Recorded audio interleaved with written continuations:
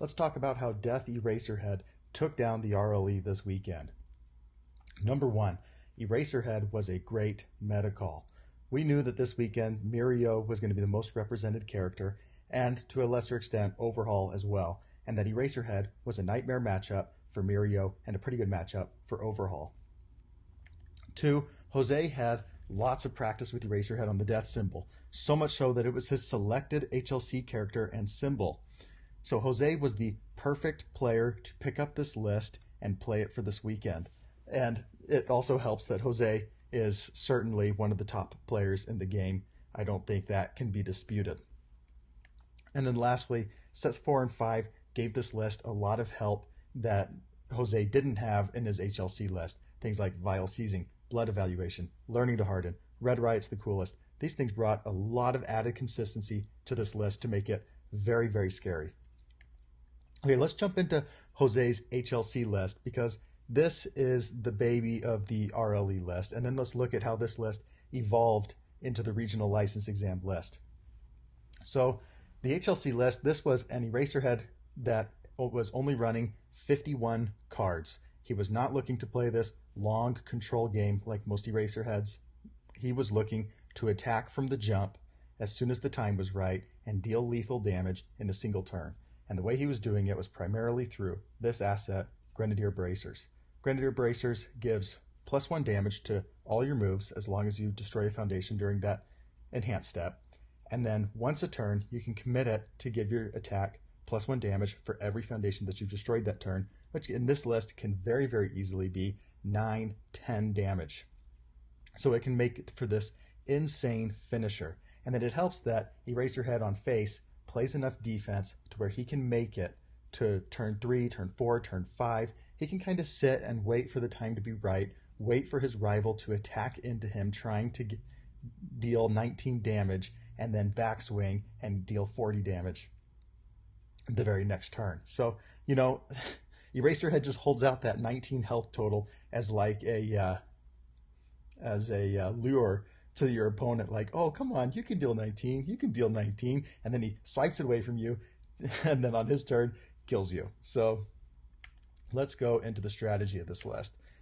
When the time is right, he's going to play a long string of damage buffed attacks that culminates in a gigantic finisher. So as starting moves, we have Twisting Azure Inferno and Instant Shining Flash. Both of these things really help you string out attacks. Instant Shining Flash is giving the next attack -1 difficulty. Twisting Azure Inferno basically doesn't count itself for progressive difficulty, and it gives all of your rivals checks -1 for the rest of the turn, so it's kind of like Tongue Whip on the death symbol. And it gets +2 damage if you played an action, which with Eraserhead, we've always got erases to play as actions and get the damage on Twisting Azure Inferno. Then we get into this transitional card, Fierce Whirlwind. As Tim Keefe said in the chat on the regional license exam stream, this is the OG repeated 100% smash. You can destroy X foundations, ready X foundations that have not been ready this combat phase. So if you're tapped out, go ahead and destroy 4 foundations, ready 4. Now you've got enough foundations to play your finishing move, which can very easily be a Blinding Cloth Capture, because as long as you played an action this turn, which Eraserhead will have always played an action, this is a 3 diff. That's a 4 low for 5. You can't really see it because Grenadier Bracers, but a 4 low for 5 3 diff that seals a rival foundation, and then you could apply your Grenadier Bracers and just blow them up on the finishing move. There were a few missing pieces in this HLC list. Let's jump into them. Number 1, it lacked consistent draw power. No attacks drew cards, and Excited for Blood is only usable when you deal damage. So you don't get Excited for Blood consistently off like Toga does, where even if she's blocked, she still deals 1.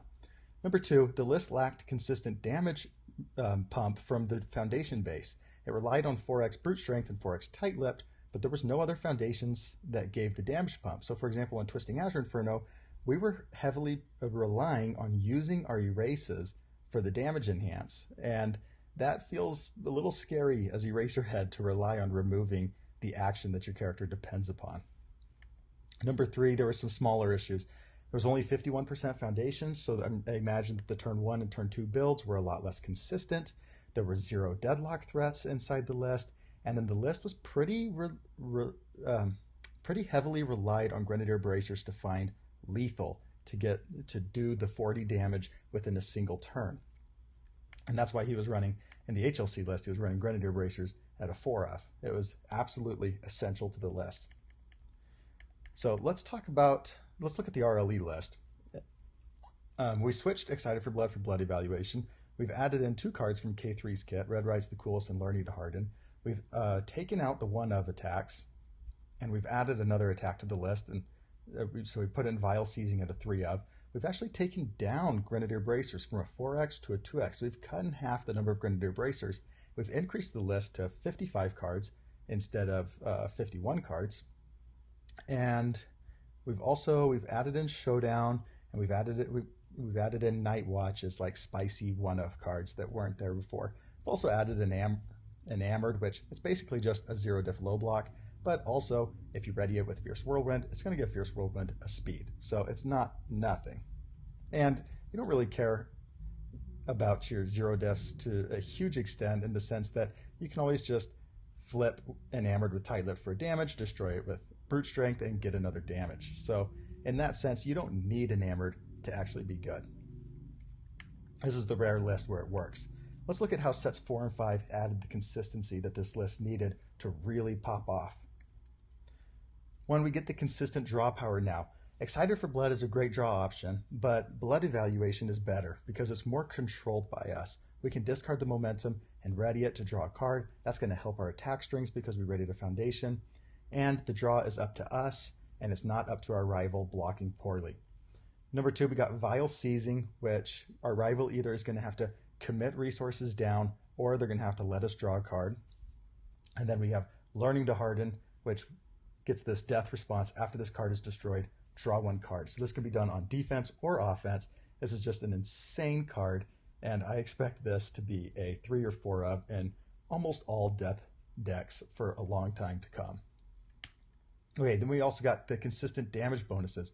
So we took out Forcing Surrender from the HLC list, and we added in Red Ride's the Coolest, which says flip this attack is +2 damage, playable while committed. So we can flip this for +2 damage, destroy it with Brute Strength for 1 damage, and there you go. You got your 3 damage that you needed for Twisting Azure Inferno. You didn't even have to remove and erase.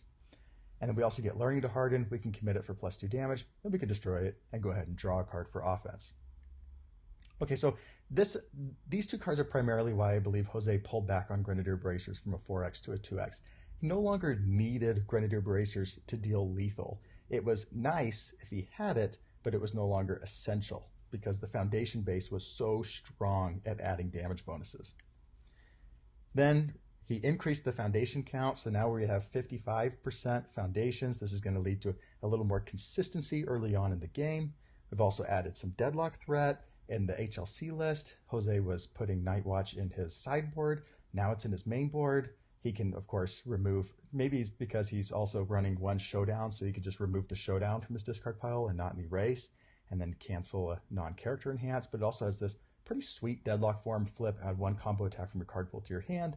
And of course, we get the combo attack, Blinding Cloth Capture, the 3-diff, 4 low for 5. And then, of course, Vile Seizing, your rival's checks get -2 for the rest of the turn. So now this list has very, very, very strong deadlock. Okay, let's look at some neat tactics that this list was using to pull off these wins. Number 1, Jose was totally unafraid to use the enhance on erase. This enhance removes erase, so it's a really big decision to do. You don't want to remove your erases unless you know that you're going to win the game on that turn, but it's very, very powerful to seal 1 rival asset or foundation. You take down their defense, and then you can respond on Twisting Azure Inferno to get the damage, and it sets up your Blinding Cloth Captures to be 3 diffs later down the line.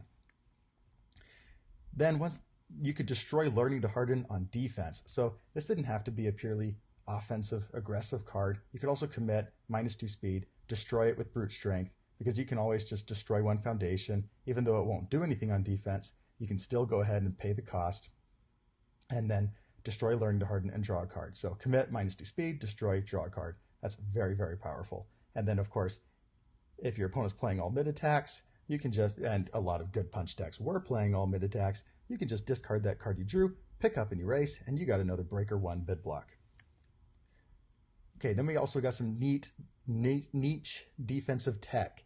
So Instant Shining Flash was a great attack in this current meta. It's forcing Mirio to discard his momentum. I can say that when I played Jose in round 4, he played this attack on me like 3 times.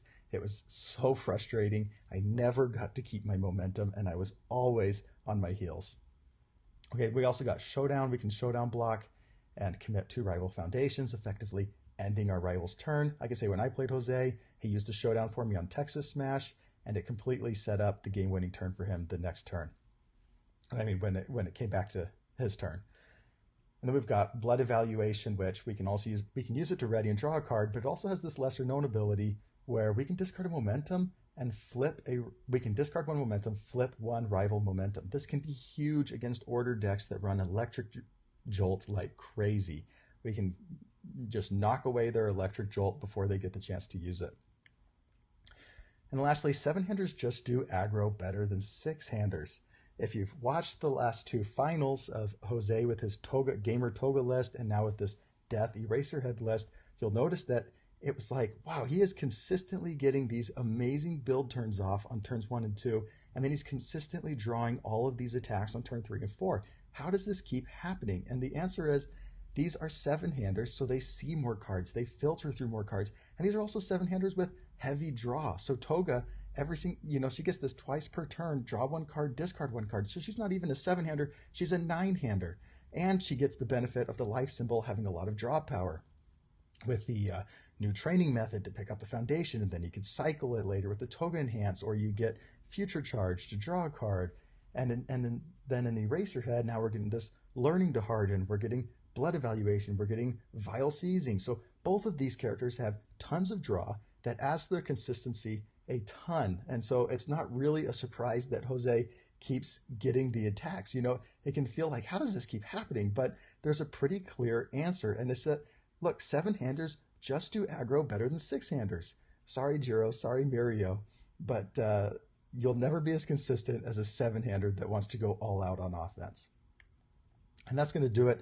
This is my quick recap of how Death Eraserhead was the perfect meta call. It was the perfect pilot of the deck, and it was just a really, really cool, really aggressive list, and definitely got the gears in my brain moving. I'm kind of excited to start playing some similarly built lists and looking at the death symbol maybe with a little more seriousness. I don't think anybody can call it a B tier symbol anymore. I think it's definitely cemented its spot in the A symbol, and Eraserhead has cemented his spot at the top of the meta, and I think he has to be considered one of the favorites to win the regional license exam in Gen Con in 2 weeks, and you have to be prepared for him if you're going to play in Gen Con.